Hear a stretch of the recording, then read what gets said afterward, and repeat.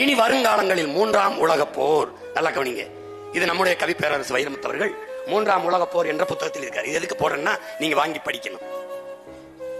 இதற்கு முன்னாடி வளம் என்பது பெட்ரோல், டீசல், தங்கம், வைரம் இப்படி இருந்ததெல்லாம் வளமாக கருதப்பட்டது. அப்படித்தான் ஈரான் ஈராக் மேலே, சிரியா மேலே, லிபியா மேலே, எல்லா நாடுகள் மேலையும் வள வேட்டைக்கு எண்ணெய் வளத்துக்காக போர் தொடுக்கப்பட்டது.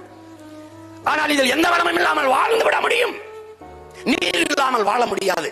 ஆக இந்த வளங்களில் எல்லாம் மேலான வளம் நீர். அதனால் தான் மூன்றாம் உலக போர் ஒன்று வந்தால் அது தண்ணீருக்காகத்தான் இருக்கும். அதிலே நீ முழுக்க படிக்க வேண்டியதில்லை. முன்னூறு இவர் எழுதியிருக்கிறார்.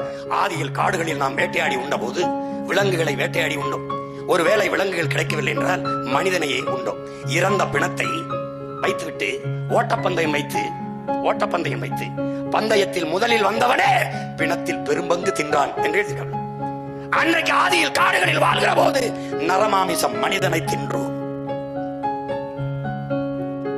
ஆனால் அந்த நிலை இன்றும் வராது என்று சொல்வதற்கு இல்லை.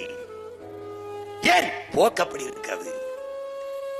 நீரெல்லாம் இல்லை என்றால் நிலம் வறண்டு விடும், வேளாண்மை உணவுப் பொருள் உற்பத்தி நின்றுவிடும், பசி எல்லாவற்றையும் கொன்றுவிடும், வென்றுவிடும், கடைசியாக மனிதனை தின்றுவிடும் நிலை உருவாகும். அதுதான் இந்த புத்தகத்தை முழுக்க படிக்க வேண்டியதில்லை, முன்னுரையிலே குறிப்பிட்டிருப்பார்.